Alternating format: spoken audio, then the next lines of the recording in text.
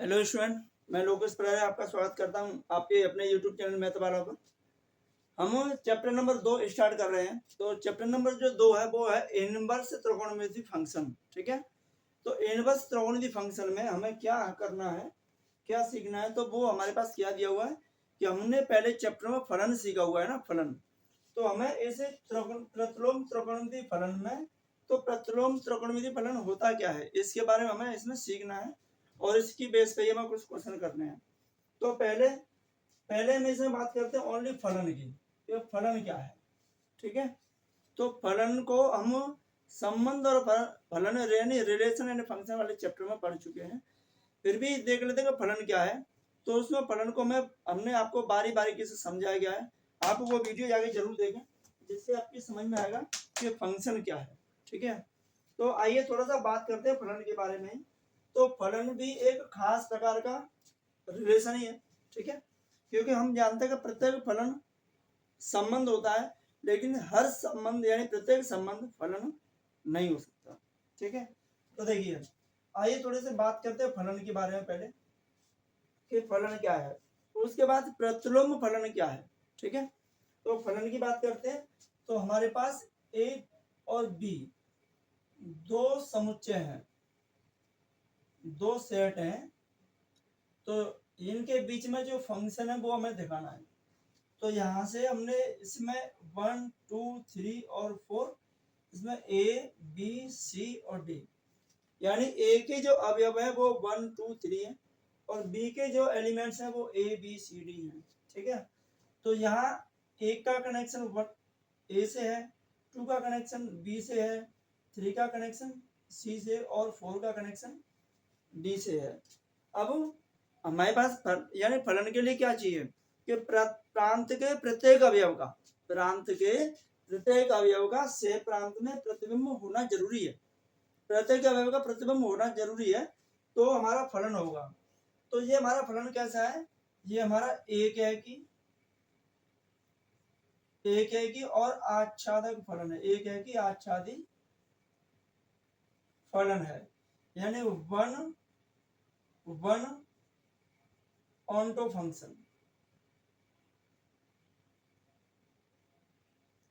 ठीक है, ये कैसे हमारा वन ऑन्टो फंक्शन है। तो ये एक है कि आच्छादक है, मतलब है कि प्रांत के प्रत्येक अवयव का सह प्रांत में एक अद्वितीय प्रतिबिंब होगा। तो आपका कैसा होगा, एक है कि और आच्छादक फलन होगा। इसमें क्या है कि हमारे पास जो सह प्रांत है, सह प्रांत ये आपका परिसर के बराबर होना चाहिए, यानी सह प्रांत पूरा का पूरा ही परिसर होना चाहिए, है ना। यानी हमारा जो कोडोमेन दिया हुआ है वो रेंज के बराबर होना चाहिए। ठीक है, तो हमारा फलन कैसा होगा, एक है कि आच्छादक होगा। ठीक है, और आइए दूसरे फलन की बात करते हैं इसी में, कि हमारे पास एक फंक्शन इसमें ए 2 3 4, ठीक है, और बी सेट में ए बी सी डी और ई। तो यहाँ इसका कनेक्शन यानी 1 का कनेक्शन कैसे ए से है, 2 का कनेक्शन बी से, 3 का कनेक्शन सी से और 4 का कनेक्शन डी से है। ठीक है, तो ये हमारा क्या है, यानी यानी प्रांत के प्रत्येक अवयव का एक अद्वितीय प्रतिबिंब सह प्रांत में क्या है, एक निश्चित है ना, अद्वितीय प्रतिबिंब है। वो कैसा है, अद्वितीय प्रतिबिंब है। लेकिन इसमें क्या है कि जो सह प्रांत में एक अवयव शेष रह रहा है ना, इसमें तो एक भी अवयव शेष बच नहीं रहा, इसमें एक शेष बच रहा है। तो ये वाला फलन कैसा होगा, ये हमारा फलन एक है कि अंतरक्षेपी फलन होगा, अंतरक्षेपी फलन। ठीक है, यानी हमारे पास दिखा दे रहेगा 1 1 1 इनटू फंक्शन है ना, यानी प्रांत के प्रत्येक अवयव का सह प्रांत में एक अद्वितीय प्रतिबिंब निश्चित है, परंतु सह प्रांत में एक शेष अवयव है वो शेष रह रहा है ना। एक रहे, ज्यादा रहे और ज्यादा रहे हैं, कोई दिक्कत वाली नहीं है, तो वो अंतरछेपी होगा। जब सेह प्रांत में कोई भी अवयव यानी प्रत्येक अवयव का पूर्व प्रतिबिंब निश्चित होगा तो वो आपका क्या होगा, आच्छादक होगा, और नहीं है तो आच्छादक फलन नहीं है। ठीक है, आइए तीसरे फंक्शन की एक और बात करते हैं। यहां से ए और बी, इनमें हमें जो फंक्शन दिखाना है 1 2 3 4 एंड 5, या ए बी सी डी और ई, यानी 1 का कनेक्शन ए से है, 2 का कनेक्शन बी से है, 3 का कनेक्शन बी से है, 4 का सी से और 5 का डी से। तो यहाँ आपका जो फलन बनेगा वो कैसा बनेगा, यानी दो अवयव का एक ही प्रतिबिंब है, प्रांत के दो अवयव का एक ही प्रतिबिंब सह प्रांत में उपस्थित है, तो ये हमारा कैसा होगा, बहुएक फलन होगा, बहुएक फलन। ठीक है, तथा इसमें हमारे पास एक अवयव शेष भी रह रहा है, और भी ज्यादा रहे, कोई दिक्कत वाली बात नहीं है। सह प्रांत में कोई सा भी अवयव शेष रहे तो कोई दिक्कत वाली बात नहीं है, लेकिन प्रांत में कोई भी अवयव शेष नहीं रहना चाहिए, है ना, नहीं रहना चाहिए। तो ये कैसा होगा, बहुएक अंतरछेदी फलन होगा।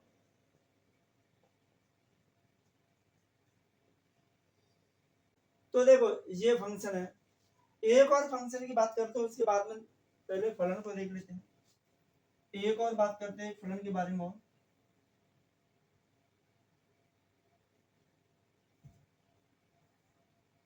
यहाँ है हमारे पास 1 2 3 और 4, ए बी और सी। ठीक है, 1 का कनेक्शन ए से है, 2 का कनेक्शन ए से है, 3 का बी से है, 4 का सी से। इनके बारे में जो फंक्शन बनेगा वो क्या है कि हमारे पास यहां से भी दो अवयव एक से ही कनेक्टेड है, तो क्या होगा, ये भी कैसा फलन होगा, बहुएक फलन होगा, बहुएक है। और इसमें सह प्रांत में एक भी अवयव शेष नहीं रह रहा, एक भी शेष बच नहीं रहा ना, क्लियर है, सबके सब कनेक्टेड है ना, यानी प्रत्येक अवयव को पूर्ण प्रतिबिंब निश्चित है, तो हमारा कैसा का होगा, बहुएक आच्छादक फलन होगा, बहुएक आच्छादक फलन है। ठीक है, तो हमने इसमें सीखा था माँ और बेटे के हिसाब से, आपको बताया था कि माँ और बेटे के हिसाब से, यानी ये है आपका बेटा और ये है माँ, दो बेटों की एक माँ हो सकती है, लेकिन एक बेटे की दो माँ नहीं हो सकती, इसलिए इधर से एक अवयव इधर जब दो अवयव से कनेक्टेड होगा तो वो फलन नहीं होगा। ठीक है, तो देखो ये तो है फलन, फलन की जो बात करते हैं तो ये तो है फलन। अब बात करते हैं कि प्रतिलोम फलन क्या है, यानी प्रतिलोम फलन, प्रतिलोम फलन की बात करते हैं। ठीक है, तो आप इन्हें नोट करना चाहे तो नोट किया, फिर हमें बारी बारी से एक एक करके आपको बताने के कौन सा हमारा प्रतिलोम फलन होगा।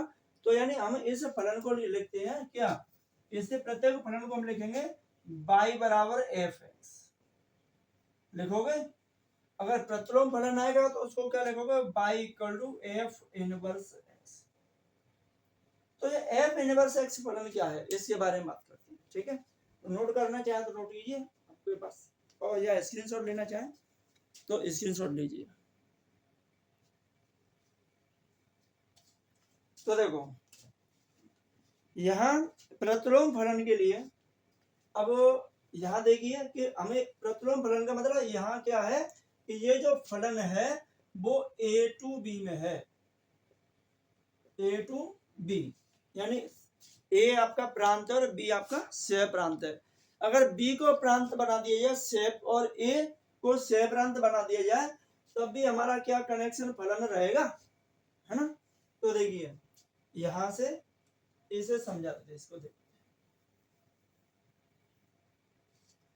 इसे लेते हैं तो यहाँ बी और ये ए,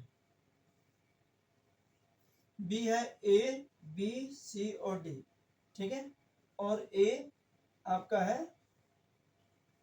1 2 3 और 4। तो देखिए यहाँ क्या है कि इस फलन को हम एफ इनवर्स निकालते हैं तो यानी ए का कनेक्शन 1 से है, बी का कनेक्शन 2 से है, सी का कनेक्शन 3 से और डी का कनेक्शन 4 से। तो क्या फलन है ना, फलन है, फलन बन रहा है, क्योंकि प्रांत का एक भी अब यानी बी को प्रांत बना दिया, यह फलन बन गया बी टू ए, तो एफ इनवर्स बनना है ना। तो यहाँ से प्रत्येक अवयव का से प्रांत में प्रत्येक का प्रतिबिंब है, यानी प्रत्येक अवयव का इसमें प्रतिबिंब निश्चित है, मिल रहा है, ठीक है।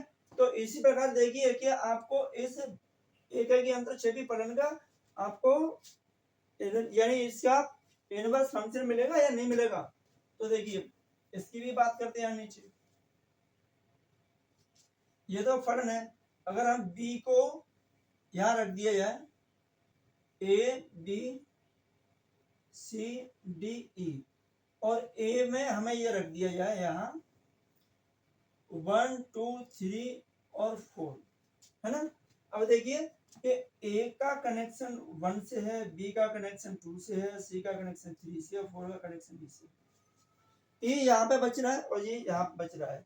अब बताइए कि यहाँ जो एफ इनवर्स बनेगा, क्या एफ इनवर्स बनेगा? बताइए कोई भी बच्चा बिना माँ के हो सकता है क्या? नहीं हो सकता ना। यानी कोई भी बच्चा इस दुनिया में बिना माँ के तो आ ही नहीं सकता, कोई संभव वाली बात नहीं है। तो ये क्या होगा, ये एफ इनवर्स नहीं होगा, यानी ये फलन ही नहीं होगा, फलन नहीं है, फलन तो नहीं है, ये फलन है, क्योंकि आपका प्रांत का कोई भी अवयव छूट नहीं रहा, यहाँ छूट गया, हो गया कनेक्शन। तो ये देखो, ये आपका जो हमारे पास ये एक है कि अंतरछेदी फलन है, वो यहाँ पे फलन नहीं है, यहाँ फलन है। अगर ये एफ है जो तो फलन है, उसका इनवर्स निकालते हैं तो फंक्शन नहीं बनना। एक है कि अंतरछेदी फलन का इनवर्स फंक्शन ज्ञात करते तो फलन बनेगा ही नहीं, किसी भी कीमत में नहीं बनेगा। एक है कि आच्छादक है, उसका इनवर्स बनना, उसका एफ इनवर्स आ रहा है, ठीक है। अब बात करते हैं एक ही अंतरछेदी फलन की। तो इनवर्स फंक्शन में क्या है, ठीक है। तो देखिए इसको बी क्या है, ए बी सी डी यानी ई, ठीक है।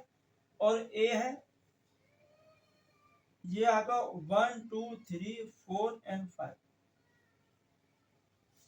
इसमें फंक्शन निकालें तो देखो ए का कनेक्शन 1 से यानी ए का कनेक्शन है 1 से, 2 का कनेक्शन बी से है, 2 का कनेक्शन बी से है, 3 का कनेक्शन बी से है, तो ये 3 का कनेक्शन बी से है,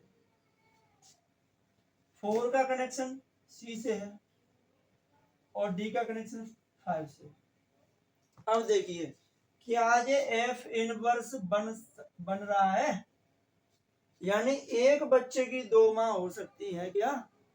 नहीं हो सकती, किसी भी कीमत में नहीं हो सकती। इधर तो बच रहा है, इधर ना बचे तब भी फंक्शन नहीं है, ये तो है ना, फंक्शन बनेगा ही नहीं, इनवर्स फंक्शन है ही नहीं। और यहाँ आप ये रख देते हो तब तो मामला पूरा ही गड़बड़ है, क्योंकि यहाँ बच गया तो ये फंक्शन नहीं, तो ये कौन सा फंक्शन हो जाएगा। और फिर यहाँ से बी के यानी बी है उसके दो प्रतिबिंब, ऐसा तो हो नहीं सकता, बी के दो प्रतिबिंब नहीं हो सकते, ठीक है, इसलिए यह फंक्शन नहीं है, यानी ये भी फलन नहीं है। तो फलन क्या है, फलन है एक है कि और आच्छादक, यानी एक है कि और आच्छादक जो फलन होगा वो आपका कैसा होगा, इनवर्स फंक्शन होगा। तो इनवर्स फंक्शन होने के लिए एक है कि आच्छादक फलन होना जरूरी है, ठीक है, क्योंकि एक है कि आच्छादक फलन नहीं होगा तो आपका इनवर्स फंक्शन नहीं हो सकता, ठीक है। तो आइए ये है आपके फलन, ठीक है। तो फलन की पहली बात यही है कि किसी भी फंक्शन का इनवर्स होने के लिए उसका एक है कि आच्छादक होना जरूरी है, ठीक है। तो अब हमने बात करी थी पहले फलन की और फिर प्रतिलोम फलन की। हम चैप्टर पढ़ रहे हैं त्रिकोणमिति यानी इनवर्स त्रिकोणमिति फंक्शन। तो आइए इनवर्स त्रिकोणमिति फंक्शन के बारे में बात करते हैं।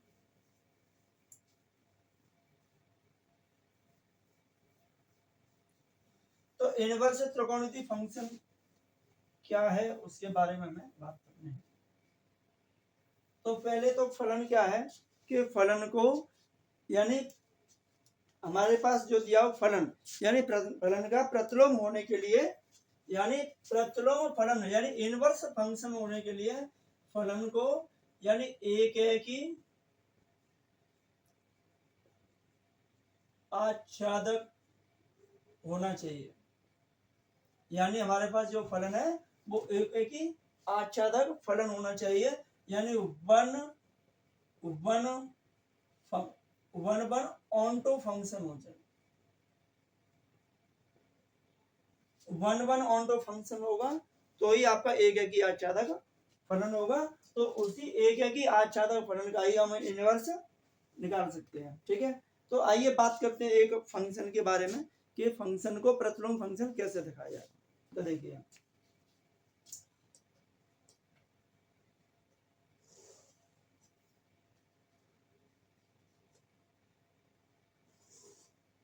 ठीक है, तो यहाँ हम क्या है कि हमारे पास ये क्या है, ये x है अच्छे और ये y। तो हम x और y अच्छे हैं, इनके बीच में एक लाइन ड्रॉ करते हैं। और लाइन कैसी लेनी है कि जो लाइन है वो लेना है हमें y बराबर x। यानी y बराबर x हमने एक लाइन ड्रॉ किया, तो ये y x है वो हमने एक लाइन ड्रॉ किया। तो हमारे पास क्या है कि हम एक फंक्शन यानी ये हमारा y बराबर f(x) क्या है, एक फंक्शन है। इस लाइन पर हमारे पास y बराबर f(x) क्या है, एक फंक्शन है। ठीक है, इस फंक्शन का प्रतिलोम फंक्शन क्या होगा, इनवर्स फंक्शन क्या होगा, इसके बारे में हमें पढ़ना है। तो देखिए इसके बारे में हमें जो पढ़ना है तो वो हमारा इनवर्स फंक्शन कैसे होगा। तो हमारे पास इनवर्स फंक्शन कुछ इस तरीके से होगा। ठीक है, यानी इसका उल्टा इसका विपरीत दिखाना है।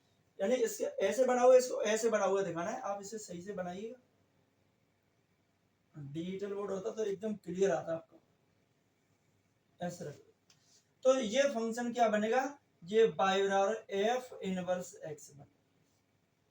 ठीक है, ये फंक्शन क्या बनेगा, इसका x यानी y बराबर f इनवर्स x फंक्शन बनेगा। यानी ये फलन है y बराबर x, तो इसका प्रतिलोम फंक्शन इसका उल्टा उल्टा चाहिए। जैसे शीशे में देखते हैं आपको, मिरर में देखो तो क्या दिखाई देगा, उल्टा दिखाई देगा ना। तो भाई क्या है, एक उसका इनवर्स दिखाई दे रहा है। तो एक है कि अच्छा तक होगा तो ही उसका इनवर्स दिखाई देगा, उससे ज्यादा होगा तो आपका इनवर्स नहीं होगा। ठीक है, तो यहाँ पर हम कोई बिंदु अगर हम माने यहाँ पर, तो यहाँ हमारा कोई बिंदु होगा वो x, y है, तो इनवर्स फंक्शन में उसको y, x। ठीक है, तो जो हमारा जो फंक्शन है y बराबर f(x), उसका प्रतिलोम फंक्शन अगर एक है कि अच्छा रखे तो y बराबर हमें मिलेगा f इनवर्स x। ठीक है, तो इस तरीके से फंक्शन हमारा प्रतिलोम फंक्शन होगा। ठीक है, तो आइए थोड़ा सा बात करते हैं आपका प्रतिलोम त्रिकोणमिति यानी त्रिकोणमिति फलन की। तो इनवर्स त्रिकोणोमेट्रिक फंक्शन के बारे में देखते हैं कि इनवर्स त्रिकोणमिति फंक्शन क्या है। तो ये तो रहा हमारा फलन और प्रतिलोम फलन। ठीक है, तो यहाँ तक नोट कर लिया, इससे भी आप कीजिए और देखते हैं प्रतिलोम फलन क्या है। तो प्रतिलोम त्रिकोणमिति फलन यानी इनवर्स त्रिकोणमिति फंक्शन के बारे में बात करते हैं। तो देखिए पहले आपको त्रिकोणमिति तो आपने हाई स्कूल में पढ़ी है, 11th में भी पढ़ी है। तो त्रिकोणमिति को क्या पढ़ा था आपने, sine theta, sine x, sine alpha, tan theta, है ना, कोस थीटा, कोसेक थीटा, ये तो सीधा सीधा त्रिकोणमिति थी। अब इनवर्स त्रिकोणमिति फंक्शन में क्या पढ़ोगे, sine inverse x, cos inverse x, यानी टेन इनवर्स एक्स। तो ये प्रतिलोम है और ये आपका त्रिकोणमिति है। लेकिन प्रतिलोम त्रिकोणमिति को स्टार्ट करना है, कहाँ से स्टार्ट करना है वो हम देखते हैं। तो देखिए आइए बात करते हैं आप साइन से। तो साइन का ग्राफ लेते हैं,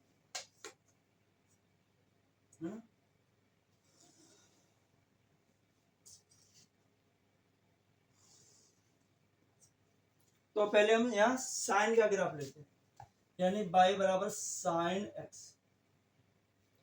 ठीक है, तो साइन का ग्राफ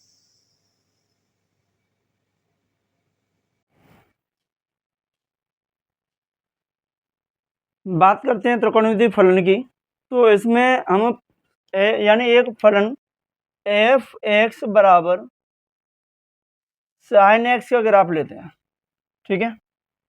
साइन एक्स का ग्राफ लेते हैं तो यहाँ क्या मिलेगा आपको, यहाँ मिलेगा पाई बाई टू, यहाँ पाई, यहाँ 3 पाई/2 और ये 2 पाई, यहाँ माइनस के पाई/2, यहाँ माइनस का पाई, यहाँ माइनस के 2 पाई। तो ये मैक्सिमम कहाँ तक है, यानी साइन का जो ग्राफ है वो मैक्सिमम कहाँ तक है, वो 1 तक है। मिनिमम कहाँ तक है, मिनिमम -1, यानी मिनिमम -1 और मैक्सिमम +1 है। अब देखिए क्या एफ एक्स बराबर साइन एक्स है, इसका इनवर्स फंक्शन निकाला जा सकता है, इसका इनवर्स फंक्शन निकाल सकते हैं हम, इसका इनवर्स फंक्शन नहीं निकाल सकते। तो इनवर्स फंक्शन निकालने के लिए क्या करोगे, क्या आप इस ग्राफ का एक पार्ट लेंगे। इनवर्स फंक्शन निकालने के लिए इसका एक ग्राफ लेंगे, क्योंकि हमें क्या चाहिए, एक ही आच्छादक चाहिए। तो फलन एक ही आच्छादक के लिए आप इसका एक पार्ट ले लीजिए, यहाँ से यहाँ तक ले लीजिए। तो इस पार्ट को आप यानी एक पार्ट हम यहाँ यूज करते हैं, तो हम इसमें एक पार्ट यूज करते हैं, ठीक है। तो वो हम लेते हैं यहाँ से कितना, पाई बाई माइनस के पाई/2 से और यहाँ प्लस के पाई/2 तक, ठीक है। मैक्सिमम 1 से मिनिमम -1। तो हमारे पास ये जो पॉइंट बनेगा वो पाई/2 से 1 बनेगा और यहाँ बनेगा माइनस पाई/2, यानी माइनस के पाई/2, तो ये हो गया -1, यहाँ जो पॉइंट बनेगा वो। तो इस साइन एक्स के ग्राफ का एक पार्ट हमने लिया, जिसे हमने एक ही आच्छादक बनाने के लिए, इनवर्स फंक्शन बनाने के लिए एक ही आच्छादक होना जरूरी है। तो हमने ये पार्ट लिया, ये वाला पार्ट ले सकते हो, कोई सा भी एक पार्ट आपको लेना है इसमें से, वो आपका एक ही आच्छादक हो जाएगा, ठीक है। तो इसमें आपको क्या करना है कि इसका प्रतिबिंब दिखाना है, इसका उल्टा दिखाना है, प्रतिबिंब दिखाना है, क्योंकि ये तो साइन का एक्स हो गया, यानी ये तो हो गया एफ एक्स बराबर साइन एक्स। अब हमें क्या दिखाना है, हमें दिखाना है एफ एक्स बराबर sine inverse x, sine inverse x दिखाना है। तो इसका हमें क्या करना है, इसका प्रतिबिंब दिखाना है, प्रतिबिंब। तो इसका प्रतिबिंब कुछ कैसे होगा, उसका प्रतिबिंब कुछ इस तरीके से होगा, ठीक है, इस तरीके से होगा। तो ये हो जाएगा हमारा यहाँ 1 और ये हो जाएगा -1, ठीक है। यहाँ हो जाएगा आपका पाई/2 और ये हो जाएगा आपका माइनस के पाई/2। तो देखिए ये साइन का है और ये साइन इनवर्स एक्स का है, ठीक है। तो ये साइन इनवर्स एक्स का होगा, तो इसका प्रतिलोम उल्टा दिखाई दे रहा है ना हमें, तो इसका उल्टा होना चाहिए, तब इसका एक ही आच्छादक बनेगा और प्रतिलोम फलन आपका बन जाएगा। तो ये इसका यानी इस वाले ग्राफ का, ये वाला जो ग्राफ है वो क्या है, प्रतिबिंब है, उल्टा है, ठीक है। तो इसका एक पार्ट हमने लिया इसमें यहाँ, और ये साइन इनवर्स एक्स का ग्राफ बना दिया। अब बात करें कॉस इनवर्स एक्स की, ठीक है। तो कॉस के ग्राफ की बात करते हैं।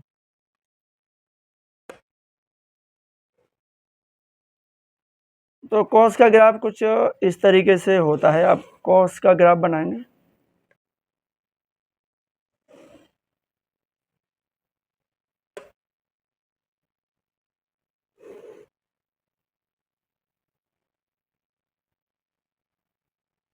और कॉस की बात करते हैं, तो ये कॉस का ग्राफ हमारा बनेगा यहाँ से इस तरीके से, ठीक है। इधर बनेगा, इधर भी कुछ ऐसे बनेगा, आप बनाओगे तो ऐसे ही जाएगा, बनाओगे तो ये ऐसे यहाँ चलता ही जाएगा, ठीक है। इस तरीके से आप इसे घुमाओगे तो ये ग्राफ बन जाएगा,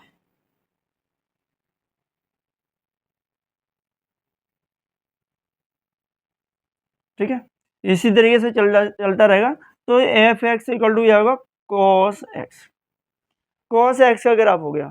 अब इसके ग्राफ में हमें इसका भी एक पार्ट चाहिए, कौन सा पार्ट लेना है, उस पार्ट की तरफ ध्यान देना है हमें, ठीक है। तो हमें कौन सा पार्ट लेना है, तो हमें इस तरफ का पार्ट लेना है, यानी ये वाला पार्ट नहीं लेना, हमें इस तरफ का पार्ट लेना है, जिसका हमें प्रतिबिंब मिल जाए, ठीक है। द्वारा बना देते हैं इसको। तो कुछ इस तरीके से हमारा ये बनेगा। तो इस तरफ का पार्ट हमें लेना है, ऐसे इधर भी हमारा ये ग्राफ बनेगा, ठीक है। लेकिन हमें एक है कि आच्छादक के लिए इस तरफ का पार्ट लेना है, तो इस तरफ के पार्ट को ले करके हमें इसका क्या है कि इनवर्स फंक्शन बनाते हैं, ठीक है।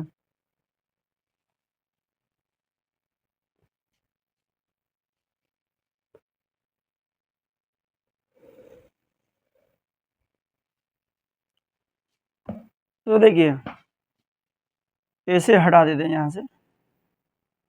ये आपका कॉस का ग्राफ कुछ इस तरीके से चलेगा, यहाँ से आपका 1 होगा, यहाँ पे आपका पाई, ठीक है। अब यहाँ पे भी क्या आएगा, यहाँ आपका आएगा -1, ऐसे नहीं 1 मैक्सिमम 1, यहाँ मिनिमम -1 होगा। तो इसका ग्राफ कुछ ऐसे बनेगा, कुछ इस तरीके से इसका ग्राफ बनेगा,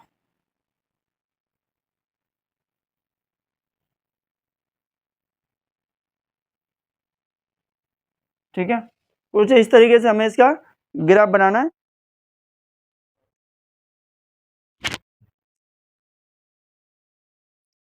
तो यहाँ आप इसका ग्राफ बनाओगे तो यहाँ मिलेगा हमें क्या, यहाँ मिलेगा π/2, ठीक है। और यहाँ क्या मिलेगा, हमें पाई मिलेगा यहाँ से, और ये हमें मिल जाएगा कितना 1, और यहाँ क्या मिलेगा, यहाँ मिलेगा -1, ठीक है। तो ये हमारा क्या रहेगा, ये f(x) = रहेगा हमारा cos इनवर्स x, ये हमारा cos इनवर्स x रहेगा, ठीक है। यहाँ हम अगर कोई लाइन अगर ऐसे ड्रॉ करते हैं तो हमें जो पॉइंट मिलेगा वो हमें मिलेगा 0, π/2, ठीक है। तो ये हमें 0, π/2 मिल जाएगा। तो ये हमारा यहाँ से अगर हम इसका कोई क्रॉस लिमिट करते हैं तो ये हमारा रहेगा कितना, cos इनवर्स x का ग्राफ, और ये रहेगा हमारा cos x का ग्राफ। तो sin इनवर्स x के ग्राफ से आप समझ सकते हो, यहाँ इस तरफ हमें एक ही चाहिए, आच्छादक चाहिए, इसलिए इस तरफ का ग्राफ हमने यूज किया है। और उसका प्रतिबिंब हमने ये आपको यहाँ तक दिखा दिया है, ये cos इनवर्स x का ग्राफ है, ठीक है। तो इसके बाद में एक छोटी सी बात और है कि समफलन और विषम फलन क्या होता है, ठीक है। उसके बाद में इनके बारे में और जानकारी करते हैं, साइन कॉस क्या है। तो इसे नोट करें, आप बनाएं, और फिर देखते हैं इसमें कि हमारे पास सम और विषम फलन क्या है, ठीक है।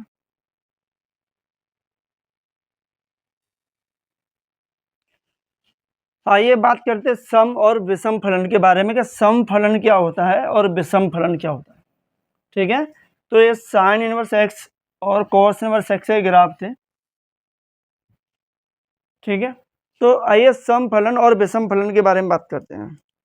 तो हमारे पास सम फलन,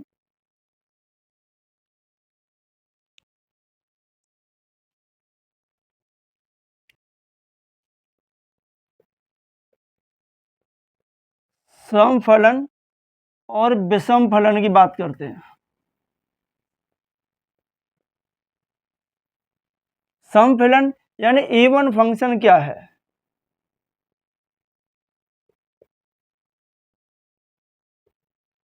इवन फंक्शन और या ऑड फंक्शन,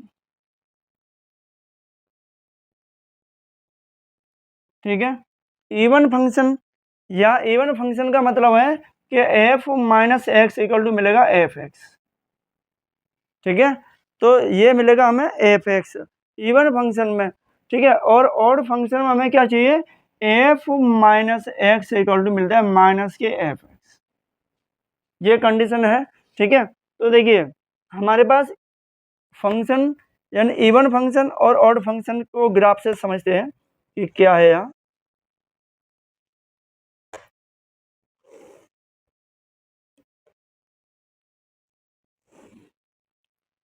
यानी सम फलन में हमारे पास ये बाई अक्ष और ये एक्स अक्ष है ना, तो बाई अक्ष के दिशा में जैसा फंक्शन बनेगा यानी वो इस दिशा में भी ऐसा ही बनना चाहिए।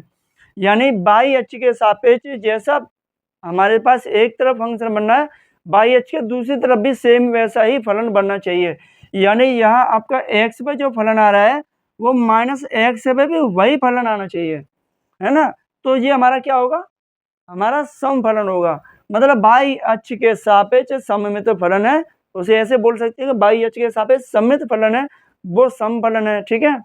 और यहाँ हम कुछ इस तरीके से फलन बनाते हैं तो वो फिर ऐसा बनना चाहिए, ठीक है, ऐसा बनना चाहिए। तो हमारे पास जो यहाँ फंक्शन बनता है मूल बिंदु, तो ये हो गया कि मूल बिंदु के सापेक्ष जैसा फलन बन रहा है, मूल बिंदु के सापेक्ष जैसे ऊपर गया वैसा ही उसका प्रतिबिंब नीचे घूम रहा है ना। तो जैसा ऐसे बोल सकते हैं कि हमारे पास जो फंक्शन मूल बिंदु के सापेक्ष बनेगा वो विषम फलन होगा, और बाई अक्ष के सममित जो फलन बनेगा वो समफलन होगा, और मूल बिंदु के सममित जो फंक्शन बनेगा वो आपका विषम फलन होगा। यानी इस तरीके से आपका बनेगा तो विषमित फलन होगा, और इस तरीके से बनेगा तो ये सममित फलन होगा, ठीक है। तो ये है आपका फंक्शन, ठीक है। इसके बारे में थोड़ा जल्द आपके लिए थोड़ा सा जल्दी आपको उसके एक साथ इनवर्स फंक्शनल ग्राफ के साथ हम उसकी जानकारी करा देते हैं, तो उसके बाद इससे क्वेश्चन भी देखते हैं। तो ज़्यादा टाइम न लेते हुए यहाँ तक आप समझिए, उसके बाद में इसके sine inverse, cos inverse, tan, cot और सेक इनवर्स, कोसेक इनवर्स के बारे में आपको जानकारी देते हैं। तो इसे आप बनाइए, नोट कीजिए, फिर देखते हैं साइन इनवर्स एक्स का।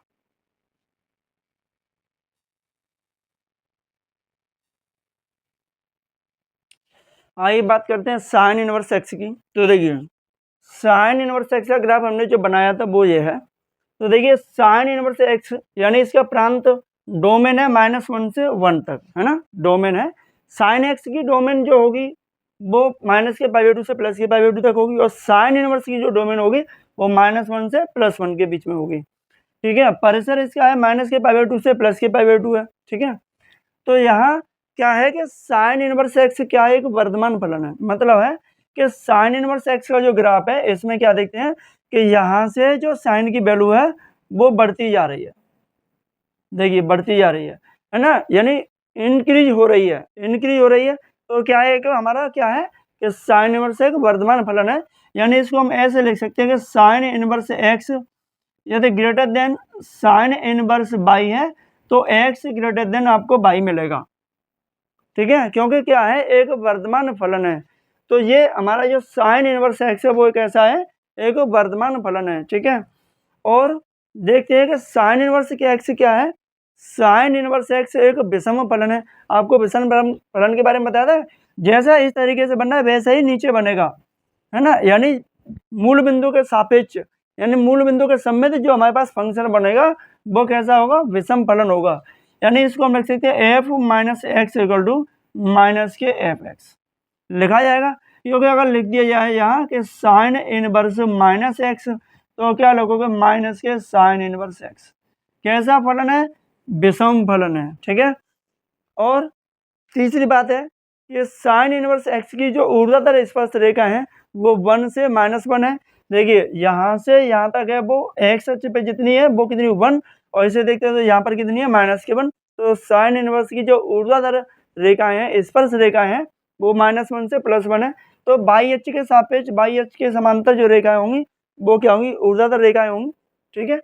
और जो हमारे पास एक्स अक्ष के समांतर होंगी वो आपकी क्षैतिज रेखा है ना, हॉरिजॉन्टल रेखाएं लाइन होंगी, ठीक है। और मूल बिंदु नति परिवर्तन बिंदु है, यानी जो मूल बिंदु है वो इसका क्या है, नति परिवर्तन बिंदु है। नति परिवर्तन बिंदु का मतलब है कि जो ग्राफ जहां हमारे से ग्राफ चेंज हो रहा है, जहां से परिवर्तित हो रहा है ग्राफ, वही नति परिवर्तन बिंदु होता है। जैसे 0 से हमारा ग्राफ इधर की तरफ परिवर्तित हो रहा है यहाँ, यानी इसमें जो चेंजिंग आ रही है वो कहाँ से आ रही है, 0 से आ रही है ना, यानी मूल बिंदु से आ रही है। तो मूल बिंदु इसका नति परिवर्तन बिंदु है, ठीक है। तो ये साइन इनवर्स एक्स है। और बात करते हैं कॉस इनवर्स एक्स की, आप इसे नोट कीजिए और या स्क्रीनशॉट लीजिए, फिर हम इसकी बात करते हैं कॉस इनवर्स एक्स के ग्राफ की। बात करते हैं कॉस इनवर्स एक्स की, है ना। तो कॉस इनवर्स एक्स का ये ग्राफ आपको बताया था। तो देखिए कॉस इनवर्स एक्स में यहाँ से एक्स की जो वैल्यू है वो क्या हो रही है, डिक्रीज हो रही है, कम होती जा रही है ना, कम हो रही है, ऊपर से नीचे की तरफ कम होती जा रही है। तो कॉस इनवर्स एक्स क्या है, कॉस इनवर्स एक्स क्या है, एक ह्रासमान फलन है, ठीक है। कॉस इनवर्स एक्स क्या होगा, ह्रासमान फलन होगा, क्योंकि इसकी जो वैल्यू है वो लगातार कम होती जा रही है, ठीक है। अब यहाँ बात करते हैं कॉस इनवर्स एक्स न तो सम है और न ही विषम है। तो देखिए ना तो सम के तरीके से बाई एच के सापेक्ष, बाई एच के सम में तुम्हारा ग्राफ बनना, ना ही मूल बिंदु के सममित ग्राफ बन रहा है ना। तो कैसा है ये आपका, न तो सम है और ना ही विषम फलन है, ठीक है। इसके बाद है एक्स cos इनवर्स एक्स की जो उधर स्पर्श रेखाएं हैं वो -1 और +1 है, तो यहाँ 1 है और ये आपकी -1 है, ठीक है। इसका नति परिवर्तन बिंदु कौन सा है, 0,π/2 है, क्योंकि यहाँ आपको मिलेगा π/2 0,π/2, तो इस ग्राफ में जो परिवर्तन हो रहा है वो यहाँ से हो रहा है, तो इसका नति परिवर्तन बिंदु क्या है आपका 0,π/2 है, ठीक है। तो देखिए यहाँ क्या है कि यहाँ इसकी जो रेंज है वो 0 से पाई है, मतलब पॉजिटिव ही रहने वाली है, नेगेटिव नहीं आएगी, पॉजिटिव ही आएगी, ठीक है। फर्स्ट या सेकंड क्वाड्रेंट में ही आएगी बस। तो देखिए जैसे हमने लिख दिया कि cos इनवर्स माइनस यानी 1/2 रख दीजिए, cos इनवर्स 1/2 रखोगे तो इसकी वैल्यू क्या मिलेगी हमें π/3, इसका जो मुख्य मान है वो मिलेगा इसका π/3, और इसी को अगर हम रख दें cos इनवर्स माइनस के 1/2 तो क्या मिलेगा हमें मिलेगा π-π/3, तो इसे वैल्यू को हल करो तो 2π/3 हमें यहाँ वैल्यू इसकी मिल जाएगी, यानी ये हमारा फर्स्ट और सेकंड क्वाड्रेंट में ही आएगा, तो हमें 0 से और पाई के बीच में ही इसकी रेंज है, तो माइनस में तो नहीं आएगी, इसकी मुख्य मान है तो वो क्या आएगा प्लस में ही आएगा। तो ये इस तरीके से cos इनवर्स को हमें पढ़ना है, ठीक है। तो ये आपको 4 बातें इसकी ध्यान रखनी है, क्योंकि अभी आगे 12th क्लास की मैथ में आगे भी काम में आने वाले हैं, ठीक है। तो इसे आप नोट करते हैं और tan इनवर्स cot इनवर्स वाला और देखते हैं, tan इनवर्स देखते हैं इसको, ठीक है। तो नोट करते रहिए इसको। बात करते हैं tan इनवर्स x की, तो पहले tan x का ग्राफ देख लीजिए, ये हमने बनाया हुआ tan का ग्राफ, ठीक है। तो यहाँ आपको इन π/2 से इन माइनस के यानी माइनस के π/2, तो tan इनवर्स जो यानी tan x जो होता है वो π/2 पर क्या होता है, इनफाइनाइट होता है ना, इनफाइनाइट होता है। तो इस प्रकार जो tan इनवर्स x का ग्राफ है इसका प्रतिबिंब कैसा दिखाई देगा, कुछ इस तरीके से दिखाई देगा। तो इसमें जो चेंजिंग आ रही है वो कहाँ से आ रही है, मूल बिंदु से आ रही है। तो tan इनवर्स x वर्धमान फलन है, तो वर्धमान फलन कैसे है, देखो x की तरफ से यानी x की तरफ से इसकी वैल्यू कैसी है, बढ़ती जा रही है, -x की तरफ से बढ़ती जा रही है और +x की तरफ चलती जा रही है। और ये तो पता नहीं कहाँ तक जाएगी, तो इसका जो प्रांत है वो क्या रहेगा, r रहेगा tan इनवर्स x का, और जो परिसर है वो क्या रहेगा, माइनस के π/2 से प्लस के π/2 तक की रेंज रहेगी इसकी, ठीक है। तो tan इनवर्स x की जो रेंज है वो माइनस के π/2 से प्लस के π/2 है। प्रांत r है, प्रांत की तो पता नहीं कितना है, तो ये हमारा क्या है, एक वर्धमान फलन है, ठीक है। तो हम इसको लिख सकते हैं उसी प्रकार कि जैसे हमने साइन में लिखा था tan inverse x equal to tan inverse by greater than, है ना, तो यहाँ पे भी उसको रख सकते हैं क्या कि tan inverse x greater than tan inverse by, तो क्या मिलेगा x ग्रेटर देन बाई, यानी वर्धमान फलन है, ठीक है। दूसरा पॉइंट आता है tan इनवर्स x विषम फलन है, यानी विषम फलन इसलिए है कि मूल बिंदु के सममित आपका ग्राफ बन रहा है, बाई एच के सापेक्ष सममित नहीं, मूल बिंदु के सममित ग्राफ बनना है, ऐसे फिर नीचे आ रहा है, यानी इस तरीके से ऐसे घूम रहा है। तो जैसा ऊपर बनना है वैसा ही मूल बिंदु से थर्ड क्वाड्रेंट में यानी फर्स्ट में जैसा बनना है वैसा ही थर्ड क्वाड्रेंट में बनेगा, तो वो आपका विषम फलन होगा, ठीक है। इसका नति परिवर्तन जो बिंदु है वो 0,0 यानी मूल बिंदु से ही जा रहा है, ठीक है। तो इसकी कंडीशन भी वही होगी जैसे हमारे पास साइन की है, तो ये हमारा फर्स्ट और फोर्थ क्वाड्रेंट में रहेगा। जैसे tan इनवर्स √3 रख दिया तो इसकी वैल्यू मिलेगी हमें π/3, और tan इनवर्स माइनस √3 रख दिया तो मिलेगी माइनस के π/3, ठीक है, क्योंकि क्या है एक विषम फलन है, ठीक है। तो ये हमारा tan इनवर्स x का ग्राफ है y equal to tan inverse x, यहाँ हमने tan का ग्राफ बना दिया है आपका ये, ठीक है। तो ये हमने tan का ग्राफ आपको बना के दिखा दिया, ये tan इनवर्स x का ग्राफ है, ठीक है। तो इसे नोट करें और देखते हैं cot इनवर्स x का ग्राफ, ठीक है, क्या है इसे नोट कीजिए, नोट करते रहिए, पेन कॉपी लेके बैठे रहेंगे तो सही तरीके से समझ में आएगा एक एक पॉइंट आपको। cot इनवर्स x का ग्राफ है, आज गर्मी बहुत ज़्यादा है, ठीक है, कूलर AC भी फीके पड़ रहे हैं आज तो cot इनवर्स x का ग्राफ ये है, ठीक है। तो यहाँ क्या है कि इसका भी प्रांत है, डोमेन है वो आ रही है, और रेंज इसकी 0 से पाई है, ठीक है। आप देखना चाहें तो cot x का ग्राफ आप बुक में देख सकते हो, ठीक है, कोई टेंशन लेने वाली बात नहीं है। तो cot इनवर्स x में क्या है कि जो इसकी x की जो वैल्यू है वो लगातार क्या हो रही है, डिस्क्रीज हो रही है, यानी ये कम होती जा रही है, कम होती जा रही है। तो ये फलन कैसा है, ये आपका ह्रासमान फलन है, ठीक है, ह्रासमान फलन है, ठीक है। और देखते हैं कि इसमें एक चीज और देखिए कि जो फलन है वो सम है या विषम है। तो फलन ना तो सम दिखाई दे रहा है ना ही विषम दिखाई दे रहा है। सम के लिए हमारे पास बाई एच के सम्मित फलन होना चाहिए, ठीक है, लेकिन वो है नहीं। और विषम के लिए मूल बिंदु के सम्मित होना चाहिए, वो भी कंडीशन कहीं दिखाई नहीं दे रही, ठीक है। तो ये हमारा कैसा है, ना तो सम है और ना ही विषम फलन है, ठीक है। और नति परिवर्तन बिंदु इसका यहाँ होगा, जो लिखेंगे मैं 0,π/2। यहाँ से जो ग्राफ चेंज हो रहा है वो आपका नति परिवर्तन बिंदु है, ठीक है। ये भी माइनस में नहीं आएगा क्योंकि 0 से पाई इसकी रेंज है, यानी ये आपका फर्स्ट और सेकंड क्वाड्रेंट में ही आएगा। तो इसकी वैल्यू आप लिख सकते हो, जैसे कॉट इनवर्स आपने लिख दिया √3, तो इसकी वैल्यू क्या आएगी, π/6। अगर इसी को हम रख दें कि कॉट इनवर्स माइनस के √3, तो क्या लिखोगे, π - π/6। इस तरीके से लिखा जाएगा, इसे सॉल्व करेंगे। तो ये कॉट इनवर्स x का ग्राफ है, वो 10 का था, तो साइन कॉस 10 ये 4 हो गए, ठीक है।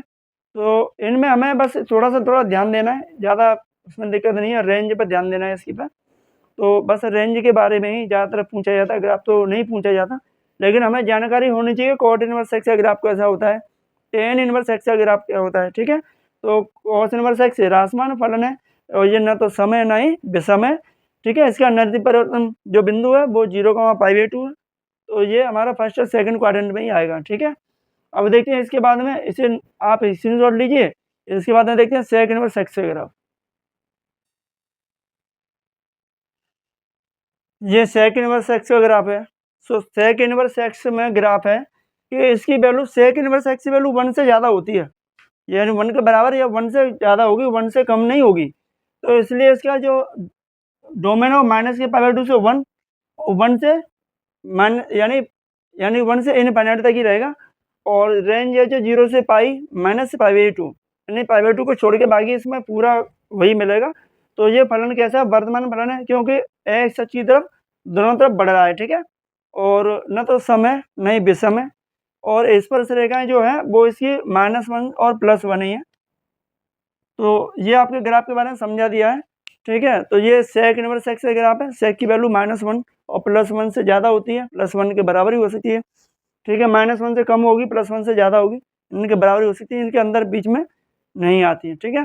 तो ये सेक इनवर्स x का है, कोसेक इनवर्स x का और देखते हैं, ठीक है, इसे नोट करें।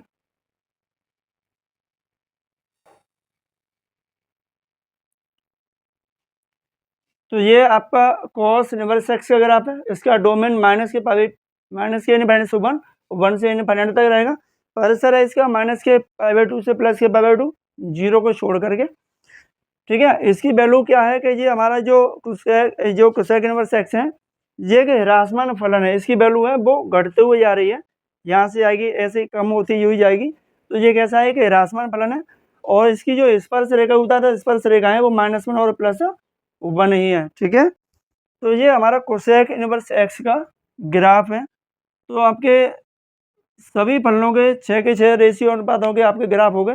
तो बस आज की क्लास में स्टूडेंट इतना ही, ठीक है। तो वीडियो अच्छा लगा तो शेयर करना, लाइक करना ना भूलें, और चैनल को सब्सक्राइब जरूर करें। कल की क्लास में इससे आगे की इसकी रेंजों को देखेंगे, क्या क्या हमने सीखा, और उसके बाद में कुछ फॉर्मूले और आपकी एक्सरसाइज, ठीक है। Thank you student.